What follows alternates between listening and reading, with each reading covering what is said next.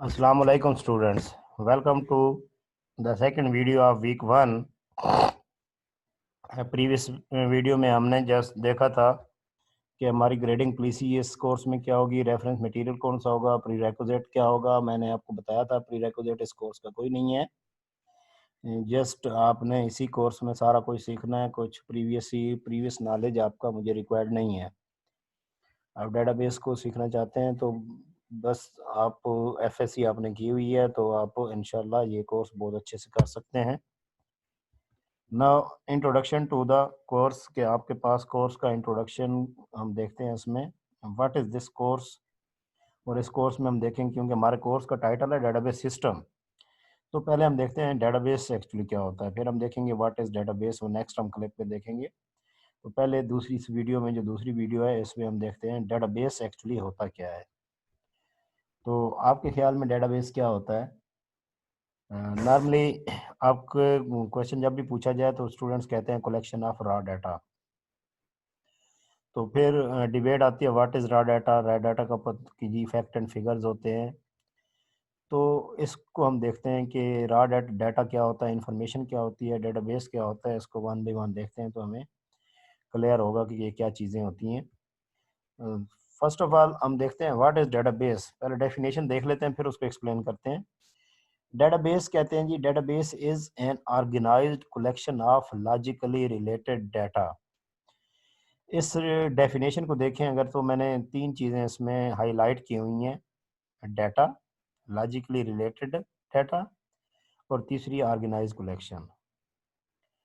तो इसको हम ज़रा डिग आउट करते हैं तो ये क्या होते हैं। ये तीनों चीज़ें टर्म समझ आएगी तो आपको डेटाबेस एक्चुअली समझ आएगी। सबसे पहले देखते हैं जी डाटा होता क्या है। डाटा, जैसे आपने कहा जी, रॉ फैक्ट एंड फिगर्स होते हैं, या फिर stored representation of objects and event that have managing meaning and importance in user environment. Actually आप ऐसे देखें कि आप जब हम कहते हैं डाटा, डाटा कहते हैं फैक्ट एंड फिगर को, बिलोंगिंग्स ऑफ समथिंग। आप किसी यूनिवर्सिटी का डाटा स्टोर करने जा रहे हैं तो आप देखेंगे कि आप कौन कौन सी थिंग्स का डाटा स्टोर करने हैं। जब थिंग्स डिसाइड हो जाएंगी तो फिर थिंग्स से बिलोंगिंग क्या क्या चीज़ होगी। फॉर एग्जांपल यूनिवर्सिटी का डाटा है, उसमें स्टूडेंट्स का क्या क्या चीज़ें, आप क्या क्या वो करेंगे, उसके मीनिंग जो आपकी इन्वायरमेंट में, मसलन सपोज करें स्टूडेंट का, आप कहेंगे जी स्टूडेंट का नेम होना चाहिए, आईडी होनी चाहिए, एज होनी चाहिए, फादर नेम होना चाहिए, उसके एफएससी के मार्क्स होने चाहिए, मैट्रिक के मार्क्स होने चाहिए, एंड सो ऑन। तो this is something called data. जैसे वो कहते हैं objects and events are those things which user organisation want to store from. Assume you are going to build database of university, then you must have to store the data about students, registration, examination, faculty. Here, individual student and faculty members are objects for which data। अब देखें, ये होता है data कि आप उसका क्या name, as, address आप करना क्या कहते हैं, रिप्रेजेंट करना चाहते हैं। इसी तरह से एग्जामिनेशन इवेंट होता है, रजिस्ट्रेशन एक प्रोसेस होता है, इवेंट होता है, इसका डाटा भी स्टोर किया जा सकता है। This is something called data. अब नॉर्मली कहा जाता है डेटाबेस कलेक्शन ऑफ डाटा। अब यहाँ पे हम नोट करेंगे कि it's just not a collection of data, it's collection of logically related data. तो डाटा आपको समझ आ गया होगा। डाटा आप सिंपल आप देखें, फैक्ट एंड फिगर, कोई भी आप चीज़, जिस चीज़ को सपोज करें आप स्टोर का डाटाबेस बनाने जा रहे हैं, तो स्टोर के डाटाबेस में आप देखेंगे कि जी मैंने क्या स्टोर करना है। स्टोर में हमने प्रोडक्ट स्टोर करनी है, सेल्समैन का डाटा स्टोर करना है। अब प्रोडक्ट स्टोर करना है, प्रोडक्ट का एक्चुअल फैक्ट्स क्या स्टोर करने हैं, फिगर क्या होंगे, प्रोडक्ट की आईडी होगी, प्रोडक्ट की डिस्क्रिप्शन हो सकती है, प्रोडक्ट की टाइप हो सकती है, प्राइस हो सकती है, टैक्स हो सकता है, and so on many things. तो ये उसका क्या होगा, डाटा होगा। अब टर्म है logically related data. Logically related means data should be relevant in some context and irrelevant data must not be included। बड़ी इंटरेस्टिंग चीज़ है। ये सबसे इम्पोर्टेंट टॉपिक होता है कि लॉजिकली रिलेटेड डाटा होना चाहिए। कैसे? अब देखें, हमने कहा था कि स्टूडेंट्स का डाटा हमने स्टोर करना है। You are a student over here, आपसे बिलोंगिंग्स, आपसे जुड़े हुए जो चीज़ें हैं उनको हमने फैक्ट कहा है, आपके फैक्ट। तो आपका नेम, एज, एड्रेस, ये चीज़ें हम स्टोर कर रहे हैं। You have number of siblings, आपके नंबर ऑफ सिबलिंग्स हैं वो हम स्टोर नहीं कर रहे। आपकी हाइट है वो भी आपका डाटा है, नहीं कर रहे। आपका वेट है वो भी आपका डाटा है, हम नहीं कर रहे। देखें फैक्ट आपके हैं लेकिन हम स्टोर नहीं कर रहे। क्यों नहीं स्टोर कर रहे? क्योंकि देखें हमने कहा कि meaning and importance in users environment, जिसमें आप डेटाबेस बना रहे हैं उस इन्वायरमेंट में उसके क्या होने चाहिए, कुछ मीनिंग, कुछ रेलेवेंसी होनी चाहिए। तो अभी भी यही कह रहे हैं कि आपके पास क्या होना चाहिए, should be relevant in some context and irrelevant data must not be included. तो क्या है जी, you going to collect the data of student in university, student name, age, qualification, father name will be logically related and should be included in this system, while number of his or her sisters, siblings, number of siblings हैं जी, number of brothers हैं, number of sisters हैं, number of brothers हैं, number of friends हैं, वो related नहीं होंगे। University को उसका डाटा नहीं चाहिए तो वो लॉजिकली रिलेटेड नहीं है। तो जब भी आप जाएंगे तो आपको क्या होगा, लॉजिकल रिलेटेड डाटा चाहिए होगा। हम एक सिनेरियो दोबारा से एज्यूम करते हैं। आप देखें एक स्टोर कीपर है, स्टोर कीपर वांट्स कि आप कुछ, वो चाहता है कि आप उसे डेटाबेस बना के दें। उसे प्रॉब्लम क्या है, उसे प्रॉब्लम यह है कि वो उसका जो स्टॉक है, स्टॉक फिनिश हो जाता है, उसे पता नहीं चलता। वो कहता है there should be a system कि उसको एक अलर्ट आ जाए when stock is near to finish. Suppose करें सोप है, सोप के जब 5 पैकेट्स रह जाए तो उसे अलर्ट आ जाए कि this product is near to finish, you must have to order this product. ये उसका प्रॉब्लम है, सिर्फ और कोई चीज़ नहीं करनी है उसने।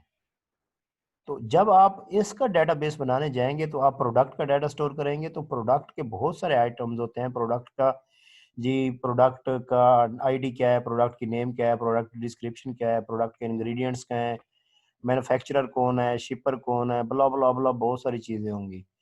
प्राइस क्या है, सेल प्राइस क्या है, परचेज प्राइस क्या है, टैक्स क्या होगा इसका, मैन्युफैक्चरिंग डेट क्या है, एक्सपायरी डेट क्या है, hell of attributes, hell of related things जो कि सोप या प्रोडक्ट्स के हैं। लेकिन आप देखें जो प्रॉब्लम था, प्रॉब्लम ये था कि स्टॉक, बस इतना सा था। अगर इतना सा था तो इतनी बला इसमें डालने की जरूरत नहीं। ये सारे लॉजिकल रिलेटेड नहीं है। लॉजिक यहाँ पे लॉजिकल रिलेटेड क्या होगा, उसकी क्वांटिटी।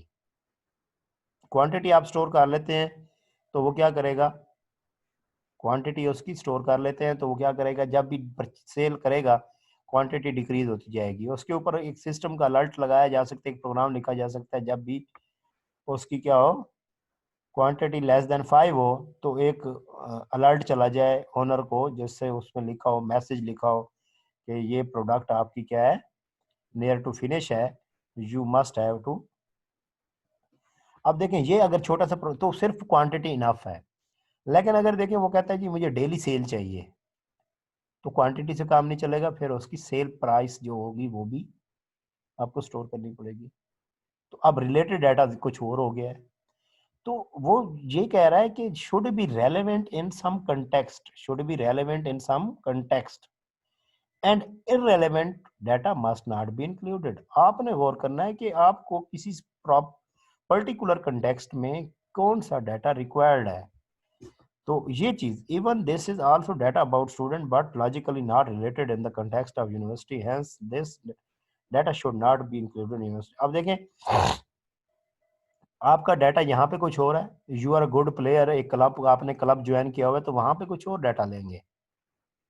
आप किसी हॉस्पिटल जाते हैं तो वहां पे आपका कुछ और डाटा होगा। तो कंटेक्स्ट टू कंटेक्स्ट वो जो डाटा है जो आप वहां पे रिक्वायर्ड होगा वो क्या होगा, चेंज होगा। सो जब भी आप डेटाबेस बनाने जाएंगे तो that data should be logical related आपने कलेक्ट करना है। ये नहीं है कि अन्य वाह किसी चीज का डाटा है वो सारा का सारा कलेक्ट करके डाल देना है, ऐसा नहीं है। तो इसलिए मैं कह रहा था कलेक्शन ऑफ डाटा नहीं होता, collection of logically related data है, collection of logically related data है। ये नहीं है कि कलेक्शन ऑफ डाटा, ऐसा कुछ नहीं है। तो ये जहन में रखना है कि डाटा को कलेक्ट करना ही नहीं होता, बल्कि उस डाटा को कलेक्ट करना होता है जो उस पर्टिकुलर सिचुएशन के अंदर क्या होता है, रेलेवेंट होता है, जिसे हम एक्चुअली टर्म देते हैं logically related data, logically related data. Next third term थी ऑर्गेनाइज्ड कलेक्शन। अब देखें कलेक्शन जो होती है, जो हमने कहा जी कलेक्शन होगी, वो कलेक्शन जस्ट कलेक्शन नहीं होगी। अब इसे ऐसे लें कि सपोज करें एज ए कलेक्शन, आप घर में कपबोर्ड यूज करते हैं, वहां पे आप सारे अपने कपड़े जितने भी हैं जो आप वेयरिंग यूज करते हैं, सॉक्स हैं, अंडरगारमेंट्स हैं, आपकी शर्ट्स हैं, पैंट्स हैं, बला जितनी भी टाइज हैं, वो सारी की सारी उठाएं कपबोर्ड में ठोंस दें, कलेक्शन हो गई। अब इसमें प्रॉब्लम क्या होगा? इसमें प्रॉब्लम ये होगा कि सुबह आप उठेंगे, उसमें से कोई चीज़ सर्च करनी है तो बड़ा मुश्किल होगा। दूसरा मेथड क्या होता है, वो जो कलेक्शन है उस कलेक्शन को ज़रा किसी स्ट्रक्चर्ड करके रखें, उसे ऑर्गेनाइज करके रखें, तो सुबह आप जब सर्च कर रहे होंगे तो बड़ी तरतीब में चीज़ें पड़ी होंगी, टाई मिल जाएगी आपको, अंडरगारमेंट्स मिल सकती हैं आपको, जो है ना शर्ट और पैंट्स अलग-अलग होंगी, बड़ी क्विकली एक्सेस करते हैं। तो ये हमें पता है कि हम जो कलेक्शन कर रहे हैं, it's not just for the sake of collection. हम ये क्यों कर रहे होते हैं? क्योंकि हमने फ्यूचर में इसे रिट्रीव करना है, एक्सेस करना है। रिट्रीव मीन उसे फैच करके ले आना, एक्सेस करना। अगर बाद में उसे यूज करना है तो फिर हमें इफेक्टिवली कुछ इस तरीके से स्टोर करके रखना है कि कल को वहां से अपने मतलब की चीजें क्या कर सकें, गेट कर सकें। इसलिए हम कहते हैं कि ये कलेक्शन नहीं है, ये ऑर्गेनाइज्ड कलेक्शन है। Organised collection means data should be arranged or structured in such a way that one can effectively process it when necessary। Collection वैसे भी हो जाएगी लेकिन फिर उसे कोई प्रोसेस नहीं कर सकेगा, लेकिन अगर आप उसे प्रोसेस करना चाहते हैं तो फिर क्या होना चाहिए, उसको किसी एक स्ट्रक्चर में रखें ताकि कल को कोई भी उसे समझ सके। सपोज करें हमने स्टूडेंट, ये एक एग्जांपल दी हुई है, इसको जरा अगर गौर करें, डाटा स्टूडेंट का डाटा स्टोर करना है अनऑर्गेनाइज। यहां से देखें ये दो स्टूडेंट्स का डाटा लिखा हुआ है, ये मैं कह रहा हूं।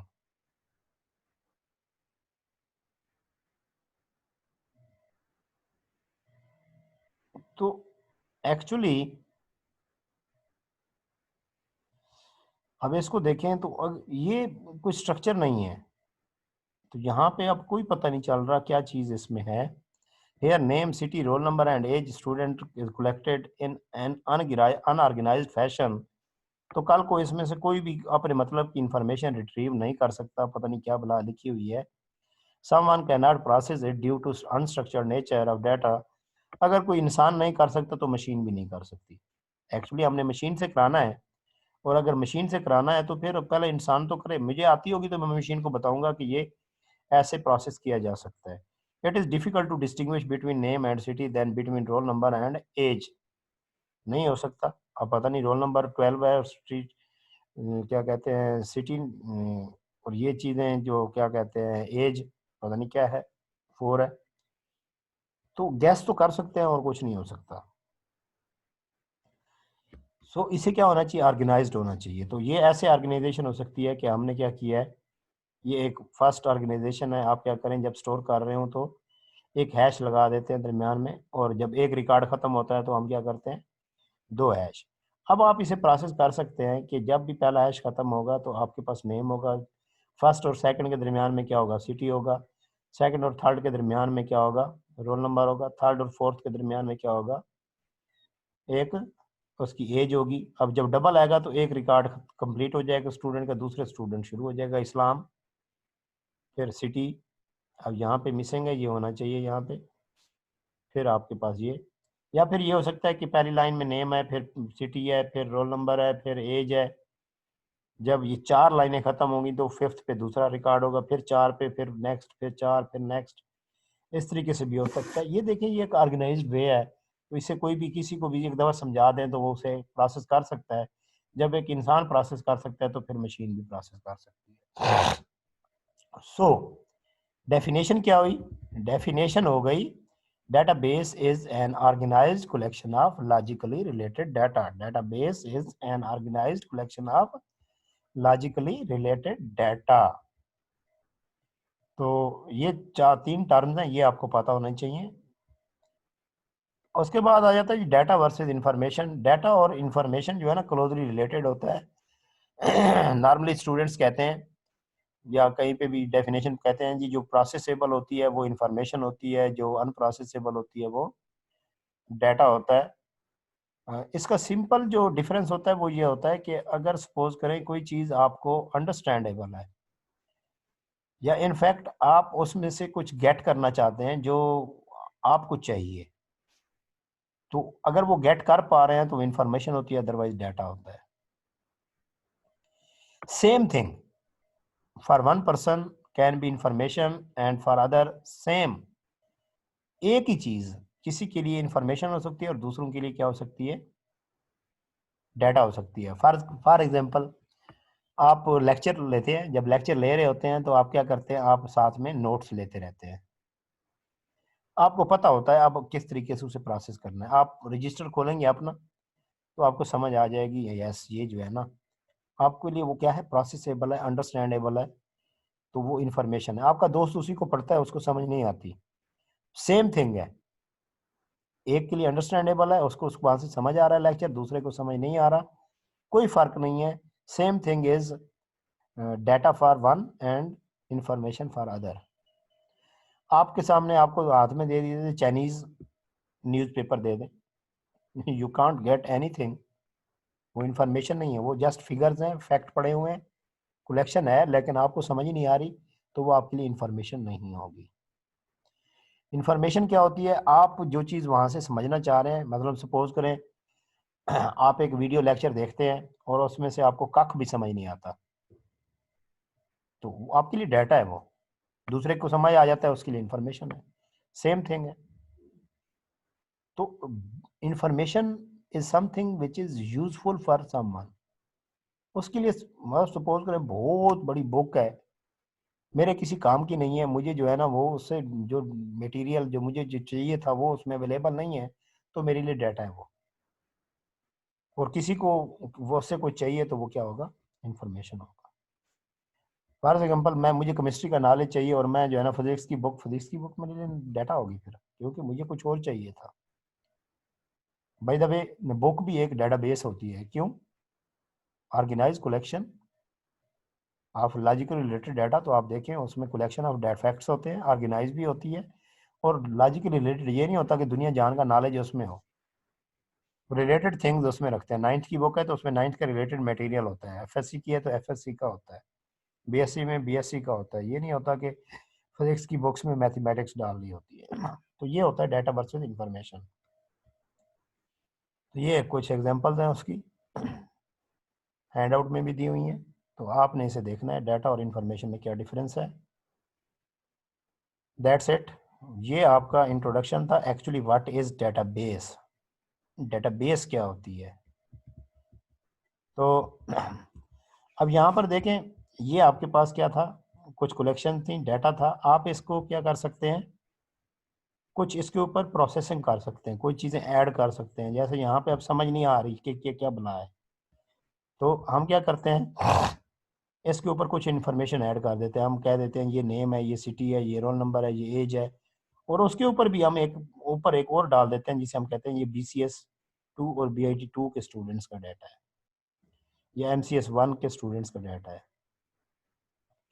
अब ये एडिशनल जो चीज़ होती है, इसको ये देखें, ये डाटा नहीं है, ये फैक्ट्स हैं स्टूडेंट के, अली, इस्लाम, रावलपिंडी, इस्लामाबाद, ये चीज़ें, ये क्या भला है, these are something called additional. ये क्या है, इसको हम कहते हैं डाटा डिस्क्रिप्शंस। ये देखें, नेम इसको डिस्क्राइब कर रहा है, सिटी इसको डिस्क्राइब कर रहा है, रोल नंबर इसको डिस्क्राइब कर रहा है, एज इसको डिस्क्राइब कर रहा है। अब इसके नीचे जो भी बुला लिख देंगे कहेंगे सिटी है, ये इसके नीचे रोल नंबर ही आएगा, इसके नीचे एज आएगा। तो इनको हम कहते हैं डाटा डिस्क्रिप्शन। या एक और टर्म यूज होती है, हम इसे कहते हैं डाटा अबाउट डाटा। ये एक कुछ चीज है, ये इसके मुतालिक है, डाटा अबाउट डाटा।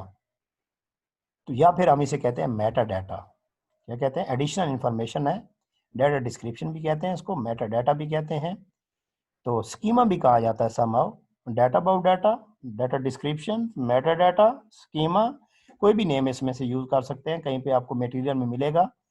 तो ये डाटा नहीं होता, फैक्ट्स नहीं होते, बल्कि उस फैक्ट्स को, डाटा को क्या कर रहे होते हैं, ये उसको डिस्क्राइब कर रहा होता है। Data about data is called Meta data, just like an above example name roll number. ये क्या है, मेटा डाटा है। ये क्या है, मेटा डाटा है, डाटा डिस्क्रिप्शन है। So that's it for the second video जिसमें हमने क्या किया है, डेटाबेस को इंट्रोड्यूस किया है कि व्हाट इज़ डेटाबेस एक्चुअली। तो नेक्स्ट वीडियो में हम देखेंगे व्हाट इज़ डेटाबेस सिस्टम, जो हमारा कोर्स है एक्चुअली।